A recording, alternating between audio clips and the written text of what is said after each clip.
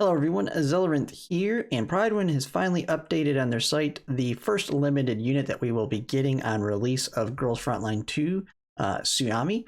She is going to be a must-pull character in this game, and crazy enough, this was not one of the earlier released units on the CN side. She came actually a bit later when I kind of look at their calendar.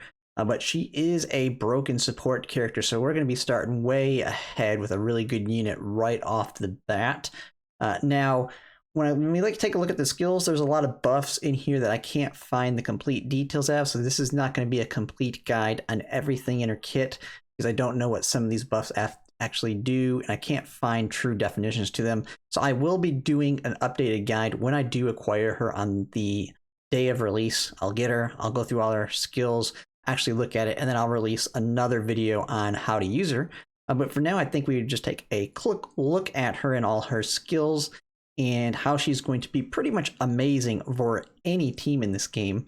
Just at a quick glance, I can already tell with the things I do know how it works that she is going to be a very good character.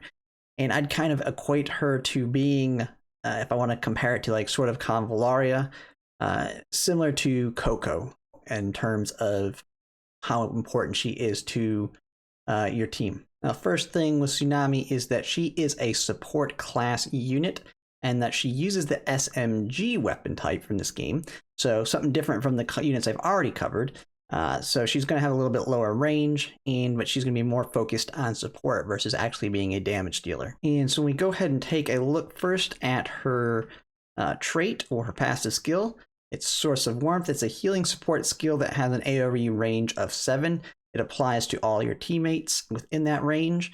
So the first thing here is at the end of action, she gains 2 points of Confectance Index and restore HP equal to 5% of Tsunami's max HP to other allies within those 6 tiles. And if the target's HP is below 50%, it'll actually increase it to 10% heal. When allied units, excluding herself, use their basic attacks or skills, Tsunami will apply 1 stack of Avalanche to a random enemy target within 6 tiles of herself.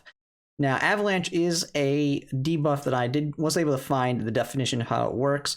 So this is one that once it gets to 5 stacks of Avalanche on an enemy, it'll do 8 points of stability damage. And so 8 points is significant because if you remember, if you break their stability or take it down to 0, the enemy will basically lose a large chunk of their damage reduction from being undercover. And so she's a way to basically completely destroy their cover so your teammates can kill enemies much quicker. And then we continue here. When an enemy unit within the range takes targeted damage from an allied unit, prioritize 1 instance of action support.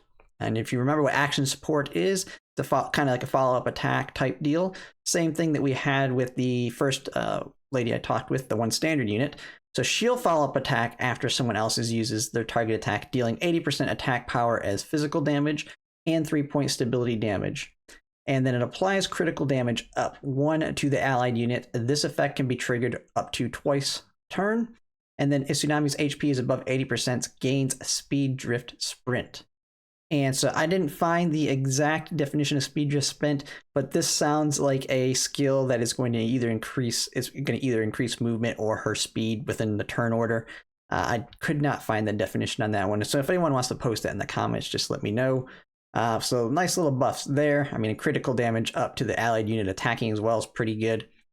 And then when we look at her trait for if you get dupes of her, now she is a limited unit, so she is one that I'm going to advise against getting dupes unless you're going to be wailing on the game, because it's just like any other gacha. And when it comes to the limited units, you don't really want to just get multiple copies of them unless you really want to invest in that unit and you're willing to spend some money. So the first one, if you have 2 dupes, if an allied unit has a Frost Barrier. And so Frost Barrier stuff, you'll see that getting applied in her other skills up there, but Frost Barrier is basically a shield that can absorb damage, just a basic shield. And then it grants them Guardian Light. The effect of Speed Drift Sprint is enhanced, and its support range increased by 2 tiles. So reading that on the Speed Drift Sprint gives me the thought that it is an increased range skill, but I'm not completely sure on that.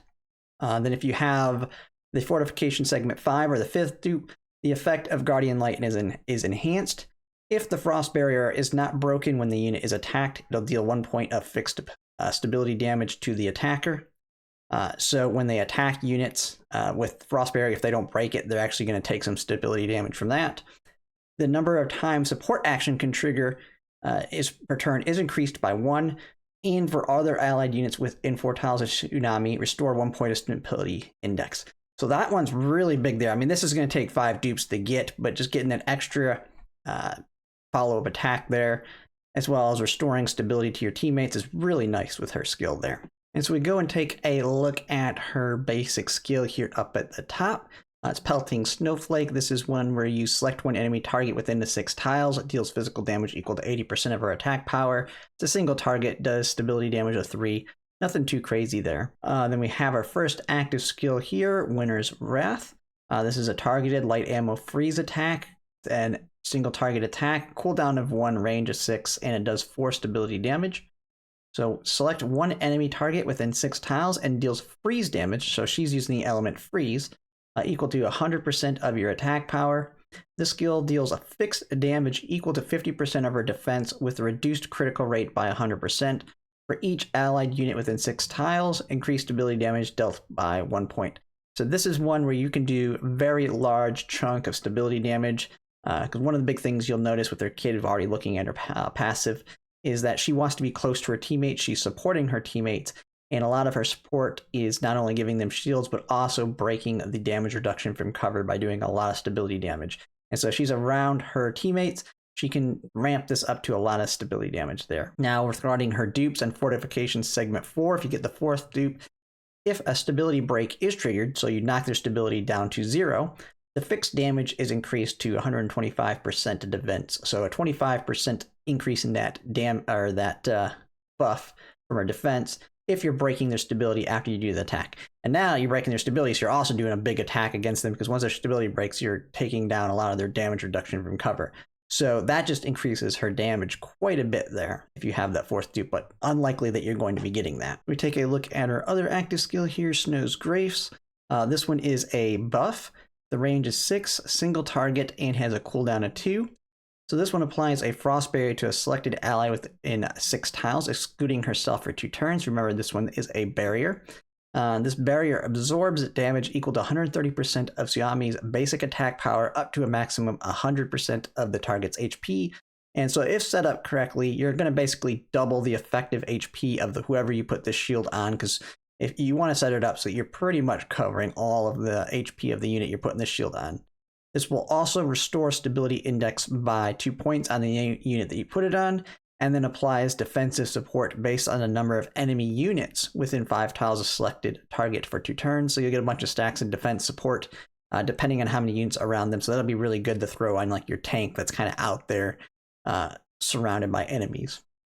And so if you get a 3rd dupe on her, this one will grant the target hit recovery 1 or 2 turns. If there are large enemy units nearby, apply an additional 1 stack of defensive support.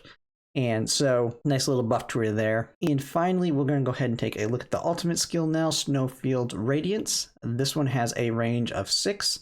It does AoE of a 3x3 grid in that range. And then it's going to take 5 of that Confectance index points there. This one, it will deal 50% fixed damage to all enemy targets within 3 tiles around the selected empty tile, and then apply 2 stacks of Avalanche. So as you remember, you want to reach 5 stacks of Avalanche to trigger a massive dump of stability damage. And so that just takes it up 2 to all those units in that range. And then restores 2 points of stability index to all units, so that every single one of your units now gets a increase to their stability. And then cleanses 1 debuff and cleanses the effect of taunt. So if your teammate is taunted and they're being forced to attack an enemy, it'll cleanse that, as well as cleansing 1 other random debuff they have. Additionally, applies a frost barrier for 3 turns and 1 stack of Ice Fortress. And the frost barrier that it adds absorbs damage equal to 100% of Tsunami's basic attack power up to a maximum of 100% of the target's max HP. So it's just like your active skill, but this is to everybody. So that one is quite massive there. And then after the skill is used, generates frost tiles, wherever she's targeting, it's going to generate these frost tiles in a snowflake-shaped area with a 3-tile radius around the target. These tiles will last for 3 turns, And so these are basically going to be tiles that you can interact with other characters in some kind of fashion. If there's anything that requires a frost tile, say to do bonus damage or that, that's what these tiles are going to be for. Now, when we take a look at the fortification segments, this one has the first dupe. So if you are going to go for dupes, this is one of them. The number of avalanche stacks applied is increased by 1. And so if you actually do want to go for dupes, this one actually is quite massive on her. Because that takes this going from 2 stacks to 3. And you remember, you need 5 to be able to do that massive stability damage attack. And so if this one is 3, and then you can kind of tie it into, where was it? The one down here where it applies 1 stack. As you're applying stacks from your teammates attacking enemies, once you see somebody that has 2 stacks on them, then you can insta do that. You can do a massive amount with the ultimate. Like currently you want to probably do it on enemies where you can see that some of them have 3 stacks, so you can get that big stability damage decrease. So that just makes it much easier to reach that 5. So this is actually one of the biggest buffs in her kit on that first duplicate there. But then it also has more into it, where then after that, restore HP equal to 30% of Tsunami's max HP to all units. So now this ultimate also does a massive heal to your team and increases their recovery of stability index by 4 points. All allied units, excluding herself, also gain 1 additional stack of Ice Fortress. And Ice Fortress, I didn't cover it. It is one that I could not find the specific details of, but from what I gathered by some of the conversations I've seen around it, it's kind of a barrier, but not for health, but instead for your stability. So that Ice Fortress will protect you from taking stability damage. So that'll be nice there as well. And so then if an allied unit is at full HP before the healing, they are additionally granted 1 stack of cover and continuous healing for 3 turns. So if they're already at full HP, they get this little buff here, continuous healing, which so if they take some damage, they'll at least get healing over the next 3 turns. So I'm typically with these limited units are not going to want to get dupes, but this first one is actually really massive for her ultimate. And if you're one of those people that is going to spend a little bit of money, this might be a dupe to actually target, because she is a staple on the meta Versian currently. So, and like I said, she came out a lot later than a lot of the other limited units. I believe she came out a few months after the game had already been released. So she is going to be good for the foreseeable future for our teams. So if you're going to go for dupes, this is one that you may want to go for with your extra pulls at the beginning of the game. Then if you go all the way and max her out and get the full 6 dupes for her, this one I definitely would not do, because that's a lot of pulls. That's basically 6 units you are skipping, or 6 units worth of pulls. Grant all allied units defensive support 2 for 3 turns, and cleanses 2 additional debuffs. So it's a massive debuff cleanse, and then gives a lot of defensive support to your teammates, and then additionally removes evade, induce, and stun effects. So not only does it have basically 3 debuff removals, it also can remove these other ones that could be impacting your teams as well. And I believe evade, that's going to be like if the enemy, you can kind of think of like sort of Convalaria, that's going to be like dodge. And so this is them being able to dodge a single attack, I believe. I can't find the complete details on that. I believe it's also going to remove positive effects from enemies. Don't quote me on that one, though. If anyone has more information, you go ahead and put a comment on the video, because I don't know all the details of all these status effects. But you can just tell from this, it's a massive cleanse, basically, on that level, the 6th dupe. The restored HP is now increased to 50% of her max HP. And one thing is, she's probably going to have the most HP in your team. So this can be like a 50 to 70 to 80% heal for pretty much everybody else on your team. And then the radius of frost tiles around them is increased by 1. So now you're making a larger area of frost tiles for people to interact with. The frost barrier is increased by 30%, up to now 150% of her max HP. So now you can have a shield that has 1.5 times the amount of HP your team has. And so that is very, very big. Now, this is a 6 dupe, so I would expect that of a unit. But if you are going to wail, I mean, this is the unit to wail on, because this basically is going to make your team unkillable with all of her shields she can grant. And that covers her kit. So now let's go ahead and take a look at her neural helix down here in the bottom. So these are just those skills you're going to get as you're leveling up, so you will be able to acquire all of these. So the fixed keys, this one, Unyielding Momentum. After using an active skill's Winner's Wrath, if the target is in a stability break, restore 2 points of Tsunami's stability. So this way, if you break theirs, it's just going to give her more stability to herself, so they can't break her guard as easily. It's a nice little increase there. You have Little Guardian, gains 3 points of Confectance Index at the start of battle, so it makes it much sooner. She'll be within a turn or two be able to use her ultimate, so a nice little start to the game, having some already at the start. You have Positive Feedback. When using the active skill Snow's Grace, if the target's HP is below 80%, gain 1 point of Confectance Index, like that, making it quicker to getting to your ultimate right there. You have Move Swiftly at the start of turn. For each allied unit, excluding herself, whose HP is below 80%, increase Tsunami's mobility by 1 tile. So if you have a beat up team and they're all, like, you have a bunch of them below 80%, she's going to get massive movement increase there, so that's nice. Then you have Indomitable Will. When inflicted with a stun, taunt, or paralysis, immediately cleanses the effect and becomes immune to stun, taunt, and paralysis for 1 turn. Simultaneously gains Frost Barrier over 3 turns. Frost Barrier absorbs the damage equal to 60% of the base attack up to a maximum of 100% of max HP. This can only trigger 1 time per battle. And so just a quick and easy way for her to break any of these CCs that may be impacting her. So that's going to be really nice, because that means you don't have to guard her as much from the CC. And then the last one here at the bottom, Logistic Support in progress. At the end of Tsunami's action, if her stability index is greater than 0, recovers 10% of her maximum HP and 1 stability index. And so this is just basically at the end of it, she can get a little bit of a heal to herself. And then your common key is Mission's Blessing. When HP drops below 80%, restore 15% of the user's maximum HP and gains defense up 3 for 2 turns. Can only trigger once per battle. So just a quick way that if she's out there, she can take a hit and then she's going to immediately get some health back and then get some defense. So she can be, at least initially, you can kind of put her out there, so because she can take a big hit and then survive it fairly well, put up a massive defense, and then after that point, if you need to pull her back, you can, because you have this defense up.